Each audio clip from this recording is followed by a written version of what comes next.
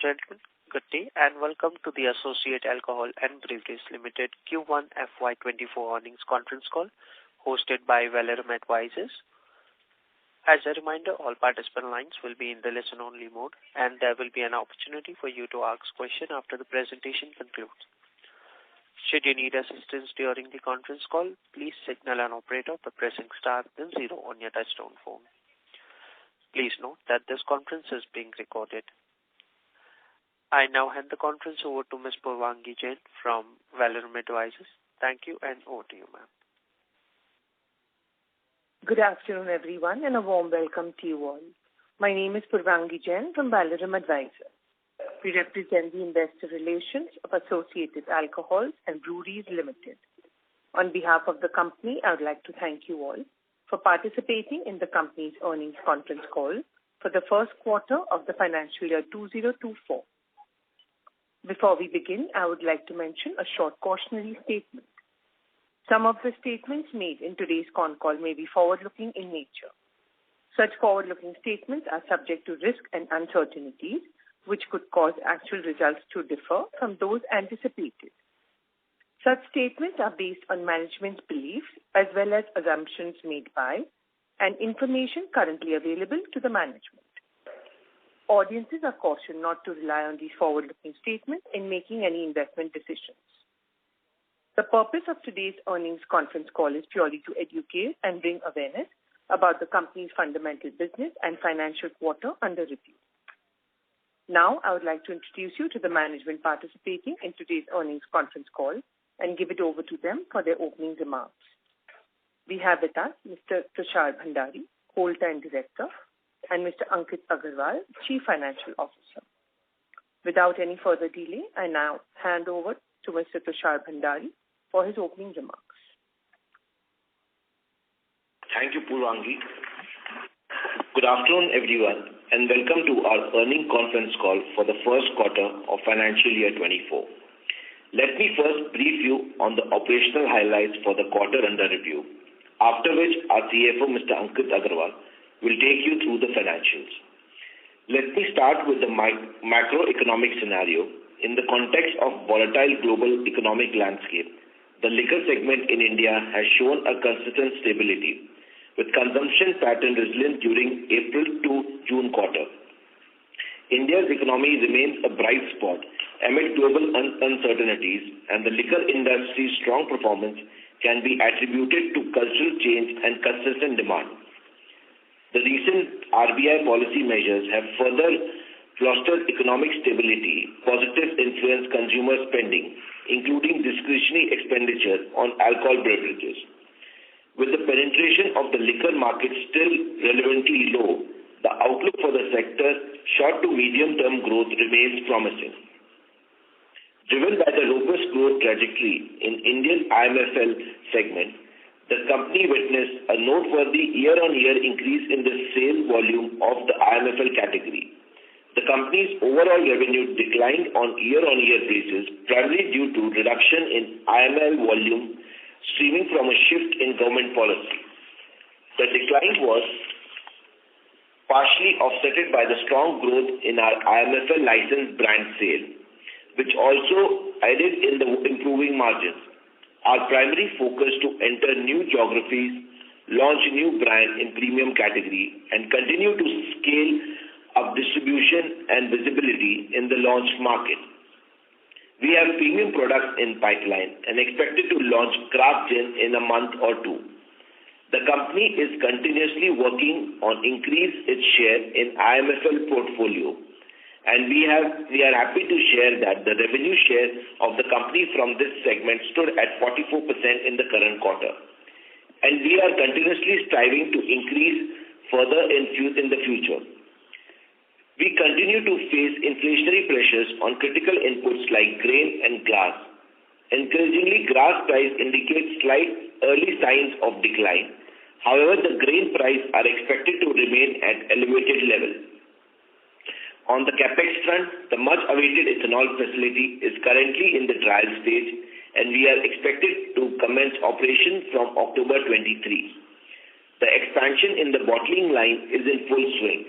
We are expecting to commence the operation in the new bottling line in this fiscal year. Due to inordinate delay in the process and looking at the sentiment of all the stakeholders, the board has decided to withdraw the scheme of arrangement for the amalgamation of our company with Mount Everest Breweries Limited.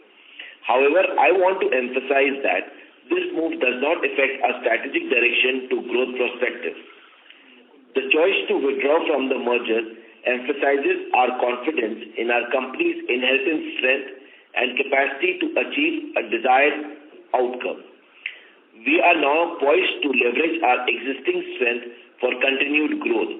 Our strategic focus on launching premium products and expanding into the market supports our vision of sustained revenue growth without amalgamation. We decided to seize opportunities that bolster our market position and foster lasting success while staying true to our core strategy objective.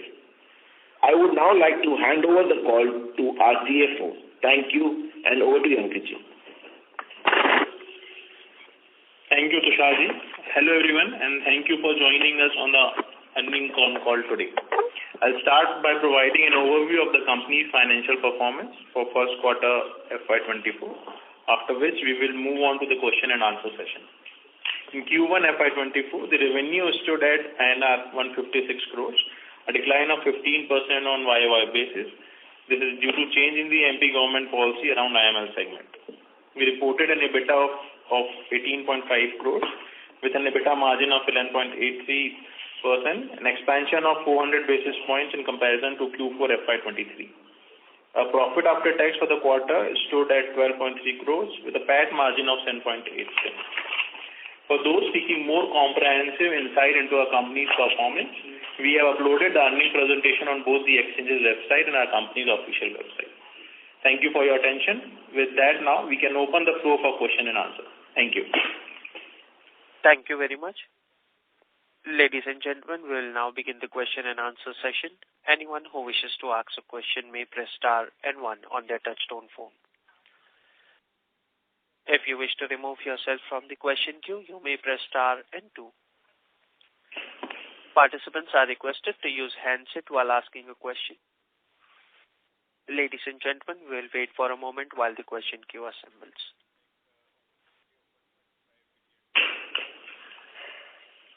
First question is from the line of Harsha from Dimensional Securities. Please go ahead. Hi, good afternoon, sir. First question is on the IML segment. So what exactly were the changes by the government policies that led to such a sharp decline in the volume for this segment? Good afternoon, Harsh. So in this year in the tender, the government had limited the quantity a particular individual can take. So in that limited quantity, whatever the highest volume was there, so we have been able to take that kind of market share because it's a tendering process. And apart from that, on a positive note side, we were able to take around a 20 to 25% increase in the price in IML. So that has helped us in increase our margins also. Going ahead, this will be the quarterly run rate that we can work with for this segment? Yes. Okay. So is there a cap that the government has put in terms of how much volume you can sell? For every player? Right. So in a tendering process, the government puts a cap on how much a person can supply an individual, because government wants to secure its revenue also. Because if there is no cap and if one individual or one distiller takes the entire Madhya Pradesh state for supply, and if he is not able to supply, then the government's revenues get affected, which has happened in the past also. Okay.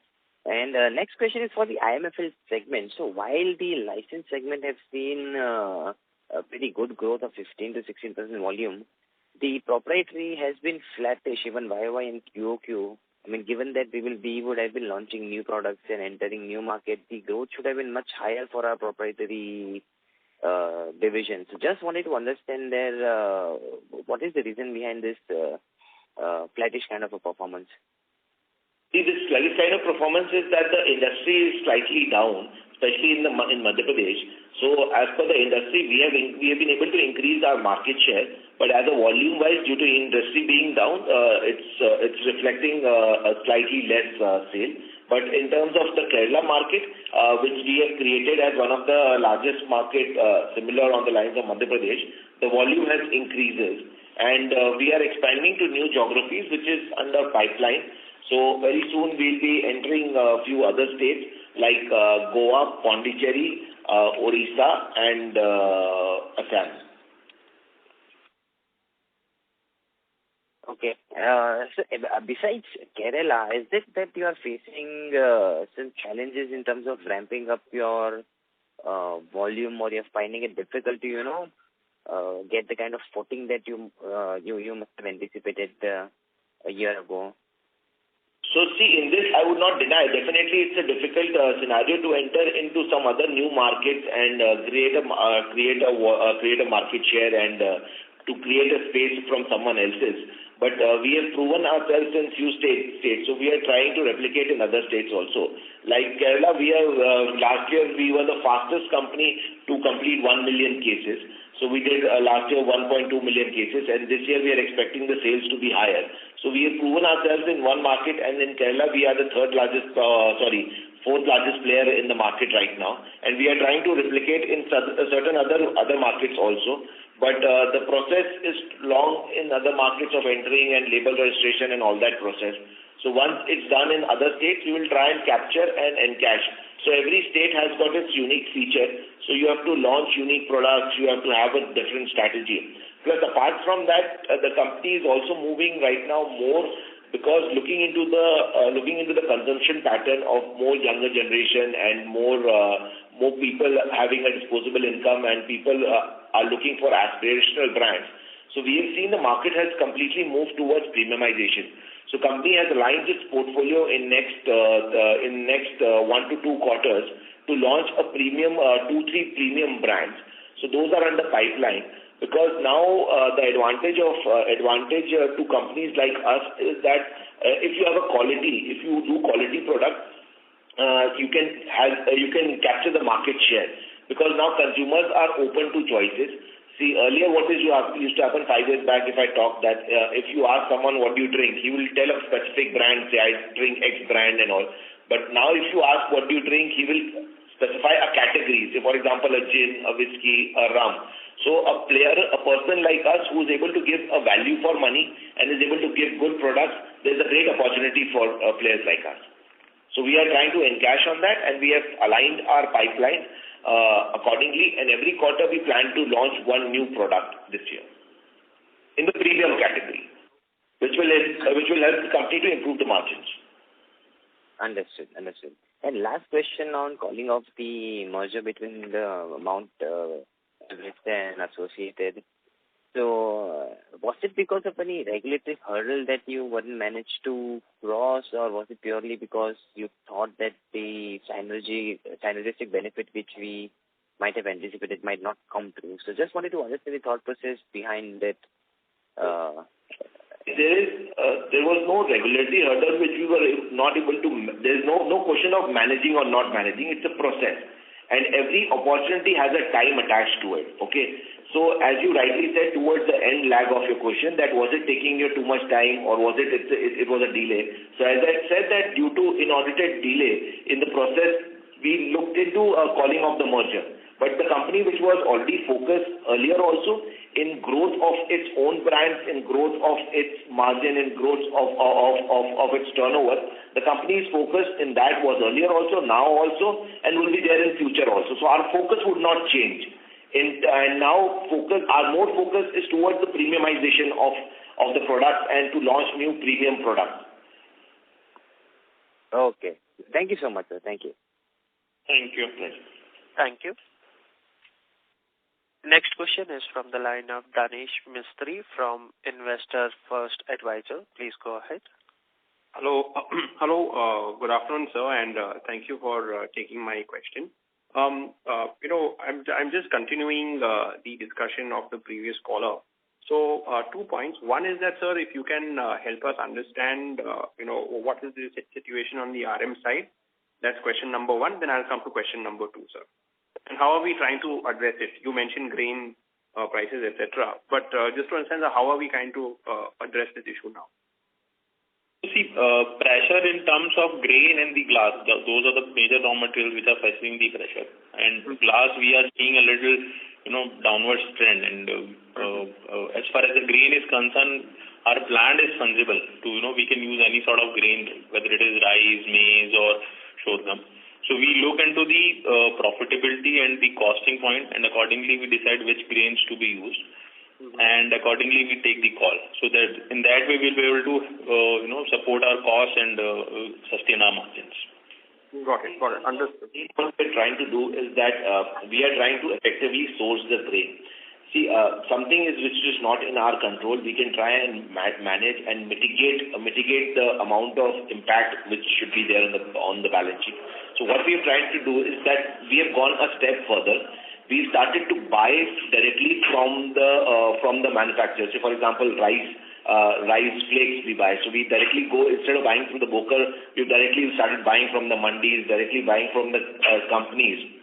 Okay, so that has helped the broker margin and reduce our cost. And the biggest advantage to company is that we are debt-free company. So we try, unlike other players in the market who have long payment terms, we try to buy on a short payment term and try to take a higher discount on that. And plus, apart from that, the government is also in a way supporting. What government has done is government has introduced ban of rice now. So that has increased the availability of rice in India. Second, the Madhya Pradesh government has recently organized a meeting between Agriculture Department and the industries like us to encourage the production of maize. So if the production of maize increases, and so that will help in availability of maize. So these are few things which are happening on this front. And we are trying to mitigate these things, and we are also trying to procure grains at the right time and the right price, because and we have enough silos to store that. So we are trying to do that also. So these are the few small steps which are taking towards the mitigation of the price increase. One more point I'll just add to it. So our plant is centrally located, and we can take grain from either Chhattisgarh or Maharashtra or within MP. So the logistic cost or the transportation cost remains same across for all three states. So availability is not an issue for us. Understood, sir. Understood. And sir, just one more question. This is a bit of strategic in nature, but now that we have called off this merger, which is there, do you think that and given the valuations of where our company is, do you think there is scope for the promoters, etc., to increase their stake in the company? Because our growth profile is pretty good and valuations also are reasonable. So just checking on that behalf, sir. So see, as far as the increasing the stake in the company for the promoter is concerned, that is not on the card as of now. But we can think it of in the future. Right now, we are focused on increasing our strength, like expansion to meet the market requirement, like ethanol is coming up, bottling line is going on. We have other few projects in the pipeline to increase the facility expansion. So those are the things which we are concentrating on to increase the business assets. And as far as the promoter stake increase is concerned, that is not on card as of now, but we can very well look into the future at the right time and the right valuation. See, right now the entire management, as I said earlier, also is focused in the growth and increase the margin and launching new products. So the entire team forces and strength is on that basis. How to launch new products, how to launch new brands, and which markets to enter. And we are completely focused towards that at present. Understood. Thank you very much, sir, and wish you the very best of luck. Thank you, sir. Pleasure. Thank you. Before we move to the next question, a reminder to the participant, anyone who wishes to ask a question may press star and 1.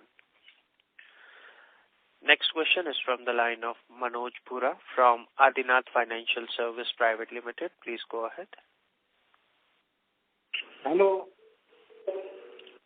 Good afternoon to all. Myself, Manoj Pura from Adinath Financial Services Private Limited. My question is regarding ethanol project. When the ethanol project is going to start commercial production, sir? Good afternoon, Boraji. Boraji, as I said, the ethanol project is expected to, all the trials are up in process, like boiler trial, plant trial, all the trials are in process. And ethanol project should be up and running from 1st of October. 1st of October. Because in the annual report you have written that it will start in the month of August. So August trials have already started. So trial and especially commissioning a new plant and such a big plant, okay, all the trials are there, everything is there. So that is in process. So in August and October we can start. Right. My next question is, recently I have heard that FCI has stopped supplying rice to ethanol manufacturing plants. Then what is our strategy in the light of that? Sir, in the line of that, as I said earlier, that we are into multiple grain field plants. So ethanol. We had also tie up with FCI for the rice. But now if the government has stopped FCI rice, and now government is again reconsidering to supply FCI rice to ethanol manufacturers. And in recent statement, government has also started procuring. But what we are doing is that we are also looking at procurement of other crops. So right now we are looking at procurement of corn, which is easily available and at a lesser price and has a better economic value in terms of conversion. That we are doing. Plus also government has recently announced that if an ethanol manufacturer is manufacturing from grain, would get an interim relief of 6 rupees hike in the price of ethanol. Right. My next question is, Manari ji, what will be our top line for this year from ethanol business and what will be our bottom line from ethanol business? What you are projecting? So, Boraji, as far as you know, we cannot comment on the forward-looking statement on this call. So, once this gets started, the numbers will start coming in the results, and you will be able to look into that. But does the change in government policy in any way impact our profitability? No. So, what we are targeting, 130 KLPD is our planned capacity. So, we will be able to sell whatever we produce, since there is a cap in the supply and the demand. And as far as the profitability is concerned, it is in the line what the other industry players are having in the EBITDA and the PAT terms. We will get those things, and there should not be an issue with that. Do we have plans to divert ethanol to ENA in the near future? We are targeting on ethanol facility only, and we will be doing ethanol as such, and we don't have any plan to switch it to the ENA. Thank you, Agarwalji. Thank you. Thank you. That's all from my side. Thank you. Thank you. Next question is from the line of Yash Modi from Ashika Group. Please go ahead. Hey, good afternoon to the team. And first of all, congratulations for calling off the merger. I think it had taken a lot of our time. And like you said, just wanted to understand from a strategic viewpoint, now that you have two separate companies, so it doesn't alter your initial plan of what you had written in the annual report, right, of chasing more shops, entering more states. Just as two separate companies, you'll be doing that, but operationally it will be the same thing, right? Is that the correct understanding? Good afternoon, Yash. Yes, as you rightly said, that company, and I said earlier also, the company is already looking at growth, and we are aggressively looking at entering new markets and entering new products and chasing growth. So that has always been the focus, and so we are looking into that. All right. Sir, and now B2B revenue is 56%. You have scaled up B2C revenues for this part of the business also, like IMIL also to 44%. So where do we see in the next 2 years, where do you intend after the premium gin that you're launching, where do you see B2C part of the business stabilizing around? Would it be like the reverse, say 60-40 in the next 2-3 years? Is it a fair assumption? So as we said earlier also, and we stick to our commitments. If you have heard us 2 years back also. In 2 years back also, we had said that aggressively we are looking at increasing the sale of value-added products. And that we have proven ourselves in last 2 years. And we are also looking at aggressively increasing the value-added products in our portfolio. And definitely we would be looking at increasing the sale of our value-added products and IMFL products. and we are concentrating on that. So the contribution towards the sale of our own IMFL product would increase substantially in the years to come. Got it, sir. So, sir, historically, if we look at it, we've always been in the 16 to 18% margin. FY21 was an aberration wherein we did 20-21% margin. So right now we are at 9% odd. This quarter we've seen good recovery in the margin. So when do we now that the brand portfolio of our business is going up, when do you think it is a fair assumption to say we'll go back to our normalized run rate of margins somewhere around FY25, even if, say, cost pressures subside somewhat, not much, because obviously the brand portion will give you the extra margins. Is it a fair assumption again? So see, there are two parts attached to it, So as far as the old days of margin, 16-18% of EBITDA you're talking about. So if you look at the prices at that time and the prices at the correct time, if you consider that, we will be standing at the same position. If you change that increase in the price, if you give the impact of the increase in the price in the EBITDA front. So current EBITDA, what we have reported of 11.83 in this quarter, will be in the similar lines. But since, we cannot control the commodity price, what we can do is in the increasing our operational efficiency and the increase in the sales and realization. To that we are working on. And with the increase in the premium segment products, we are confident that we will be able to reach that level in next 2 to 3 years. Sure. And whatever is the gain which we get from the softening of the commodity price, that will flow in the EBITDA, obviously. Sure. One interesting thing that I saw from your annual report, sir, even when you were forming this plant, you've always kept it fungible to various grains.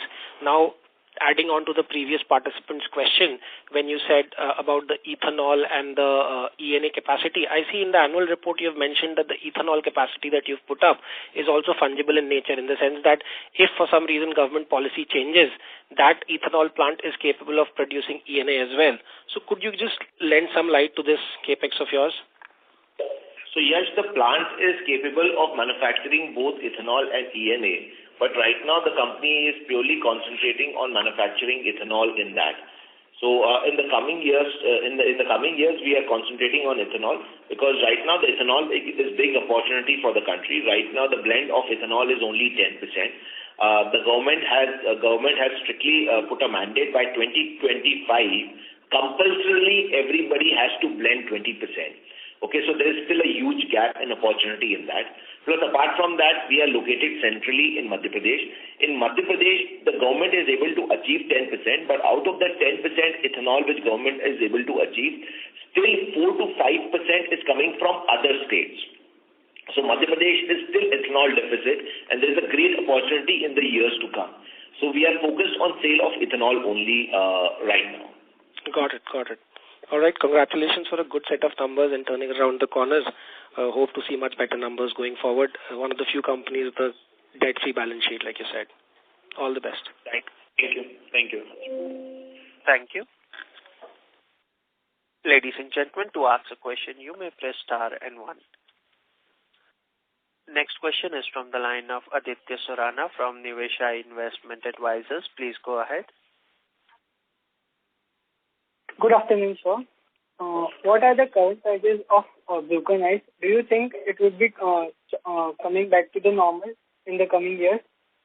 Which feedstock the company used in the boiler to generate steam?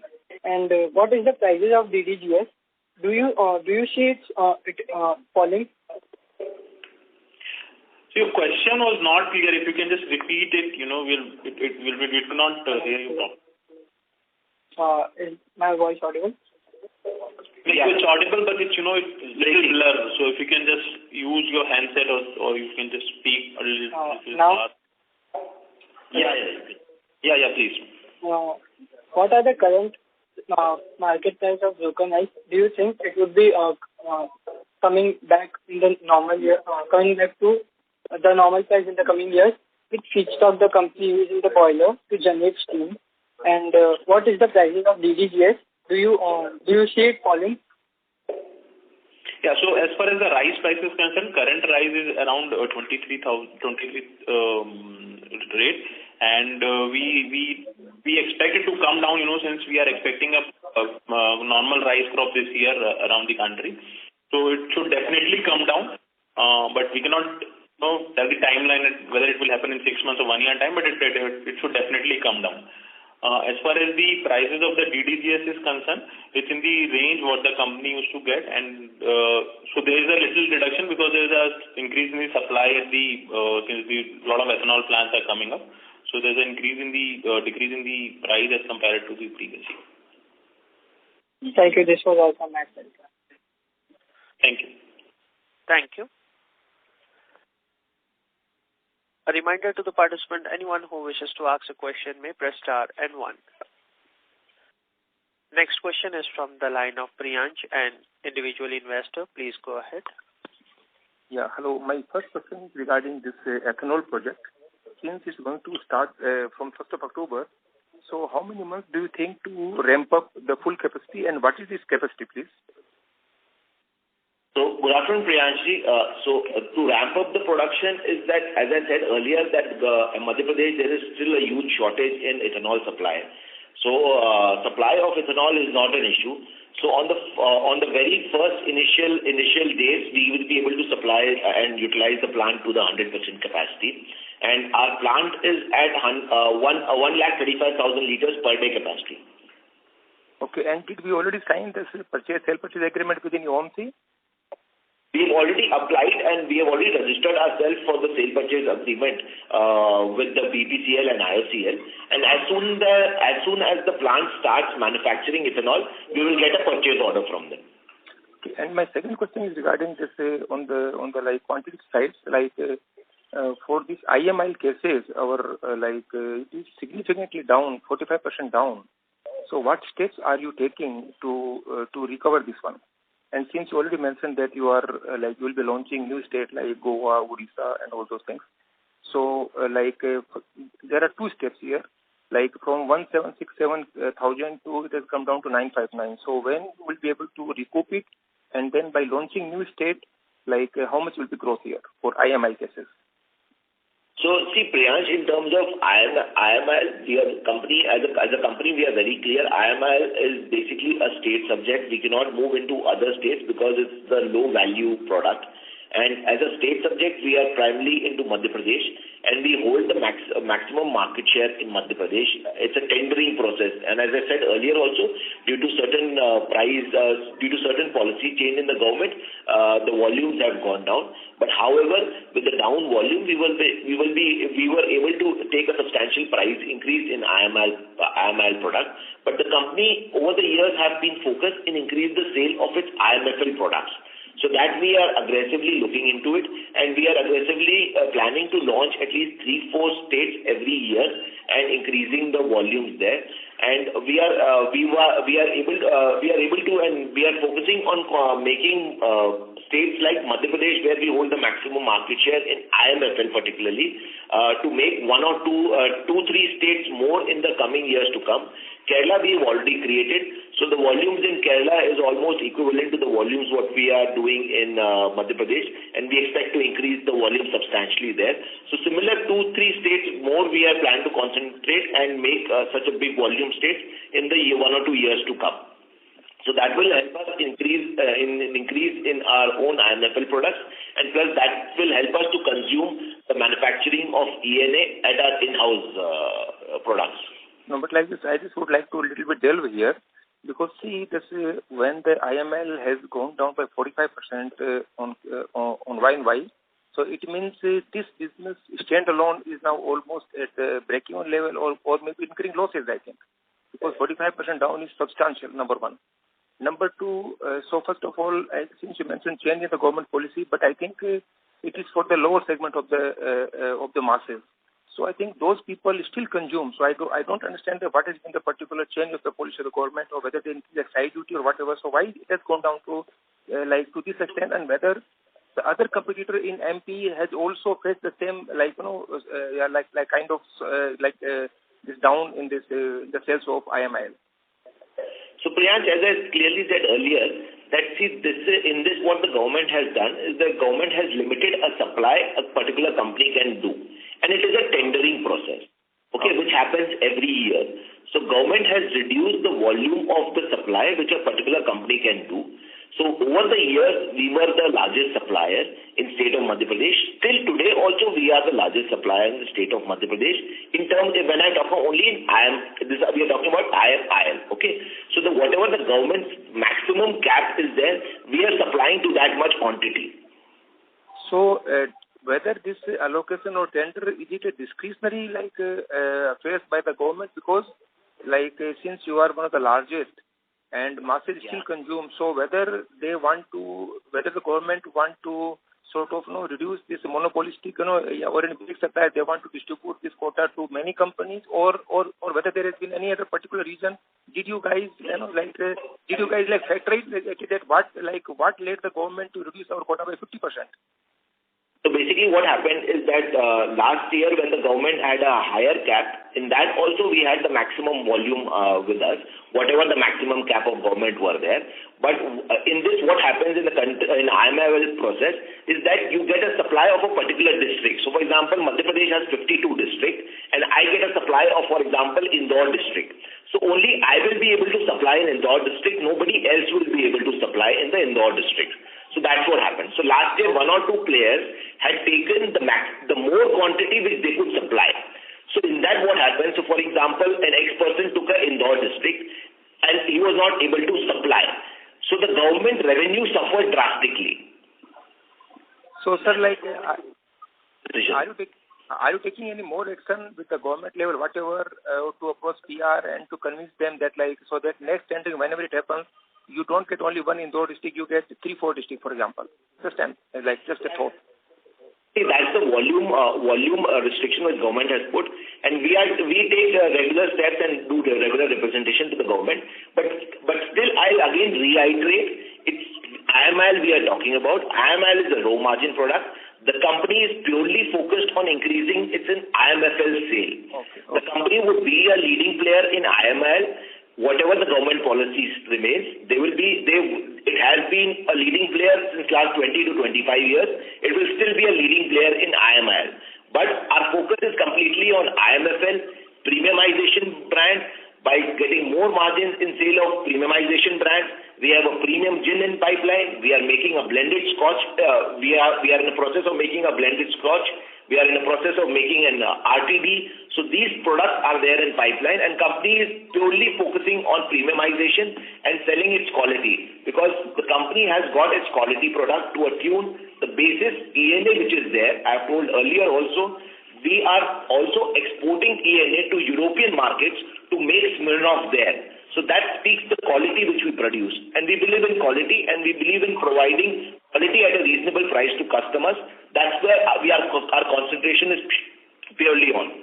No, very good, very good. So, but sir, my last statement will be, taking together IMIL and IMFL, how much capacity currently they are producing, and what is the scope of producing more number of cases? For example, this number one. Number two, in this quarter gone, how many states did we launch the IMFL, but because still you see the volume is static? Yeah. So what happens is that the licensing process takes time. Every state, so in India, dealing in the liquor business, every state is a different country altogether. So you have to get license done, you have to get label approval done, you have to get premises approval done, you have to get a lot of approvals. So that is in process of 2 to 3 other states. So there we are doing it, and as I said, this year we are planning to launch 3 states, they primarily being Goa, Pondicherry, Punjab and Odisha. By which month, sir? And West Bengal. Sorry? By which month, for example, Punjab, Pondicherry, which month? I cannot say this month, but definitely in this financial year, these states would be launched, and very soon 1 or 2 states would be launched. Okay. So in the last quarter, did we launch any new state in the June quarter? Yeah, in the last quarter we were present. We've not launched any new states, because the April is the licensing process. Okay, the April licensing process starts. So all the existing license first are given preference to renew that, and further the new licenses which comes, they start in action. So those now will start happening this coming quarter.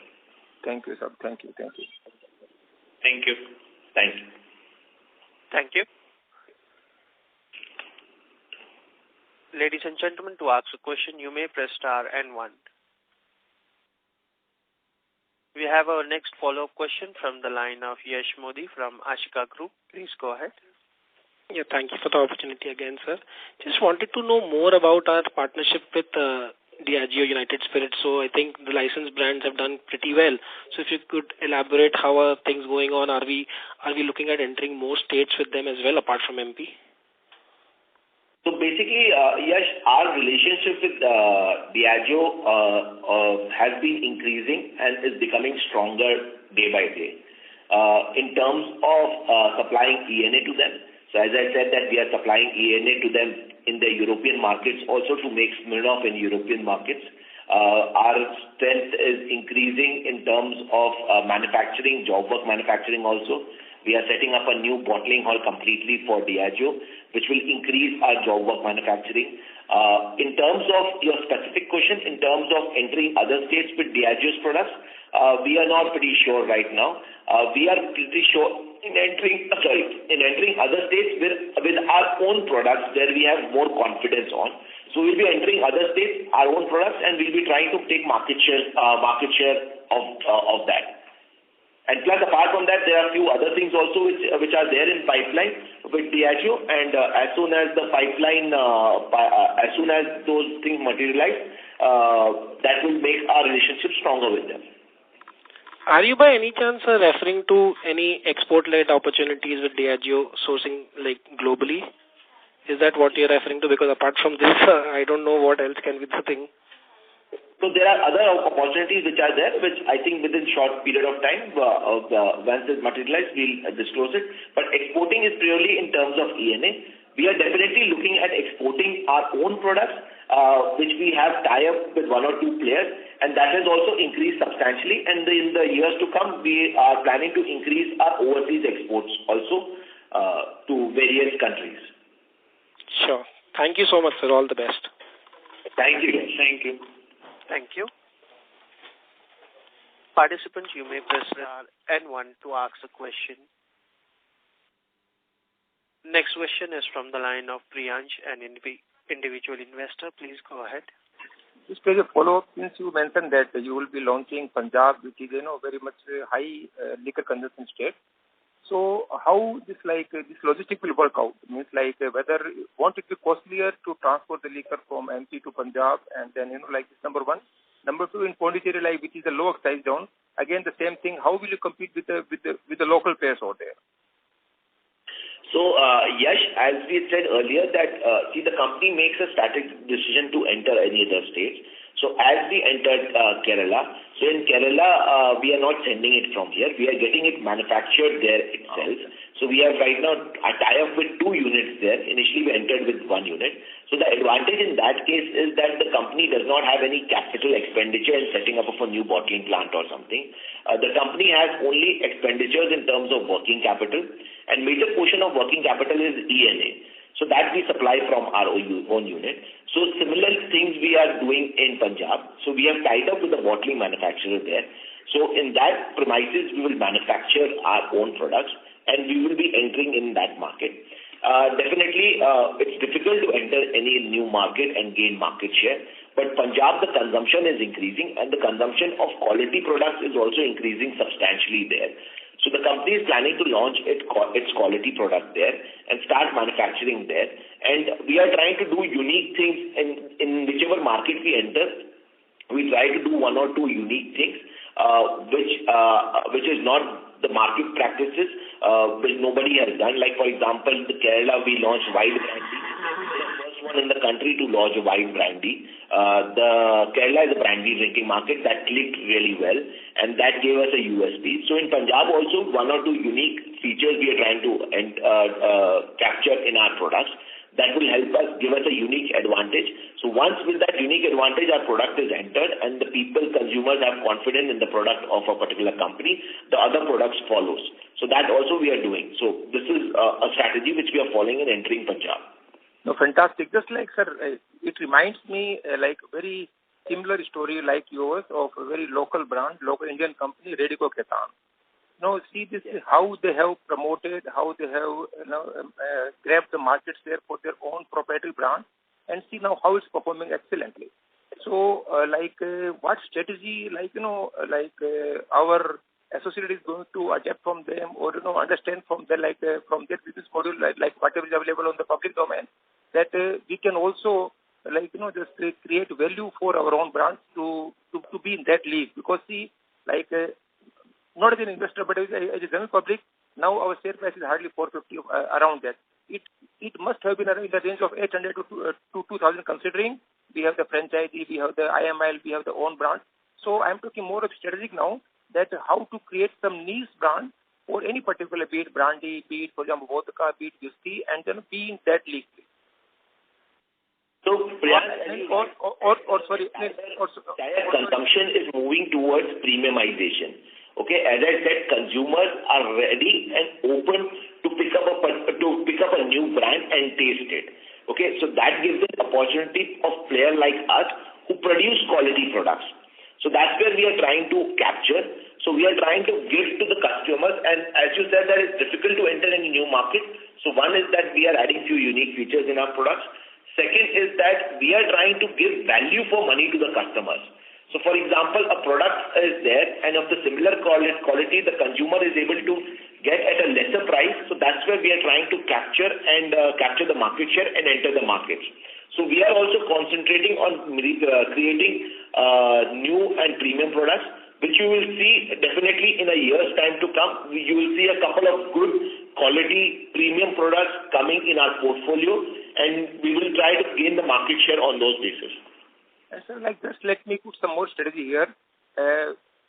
Since we are also the franchisee of leading brands, so whether that is not eating my own premiumization of my own brand, because see, suppose if I'm selling one brand of this franchisee product, so the consumer is buying that, and then maybe by producing franchisee, maybe I'm getting 10% markup. But if instead of that, suppose, for example, that capacity, if I substitute not full, to some extent, if I shift to my own premium brand, then maybe my market will be 40-50%. The thing happening in our other company in India, for example.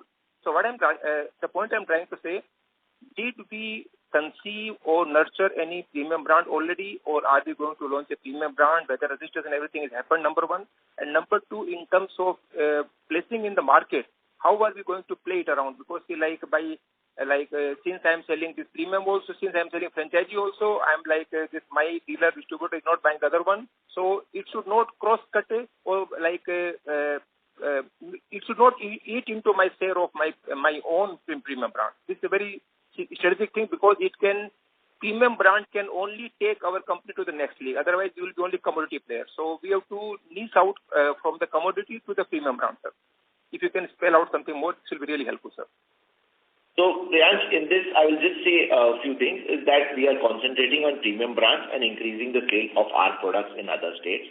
In terms of what you said, we are doing only franchisee of Diageo in the states of Madhya Pradesh, and we have very well placed the price of our products and Diageo's franchise products in a price range that every 5 rupees in a particular category, up or down, either ours or Diageo's product is available.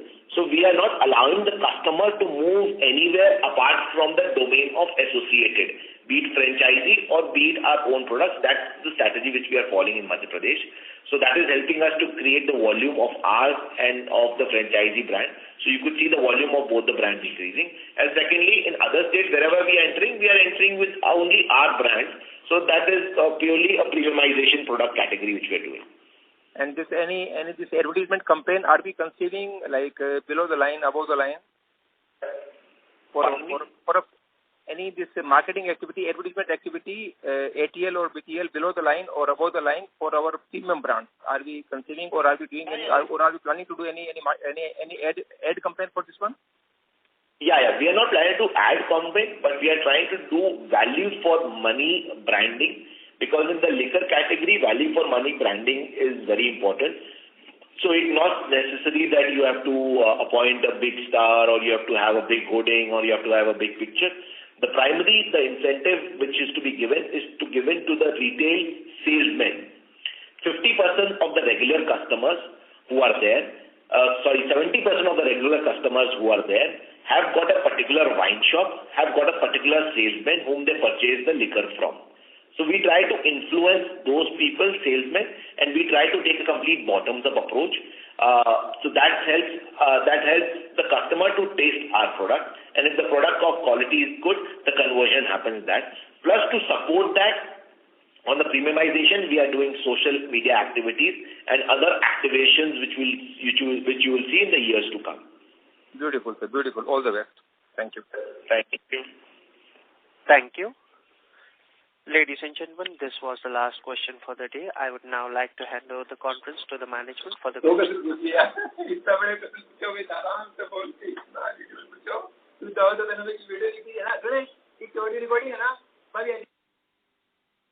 I operator, can you please? Yes. I extend my gratitude to each of you for your active participation in this earning conference call. Our objective was to provide you with a comprehensive response to your inquiries while also granting your valuable insight into our business operation. Should you have any remaining questions or a desire to develop deeper into our company Interactive, I encourage you to reach out to our dedicated investor relationship manager at Velorum Advisory. Your safety and well-being are of utmost importance to us, and we sincerely thank you for your time. Stay secure and in good health. Thank you very much. Thank you. Thanks for participation. Thank you. Thank you very much. On behalf of Associate Alcohol and Breweries Limited, that concludes this conference. Thank you all for joining us, and you may now disconnect your lines.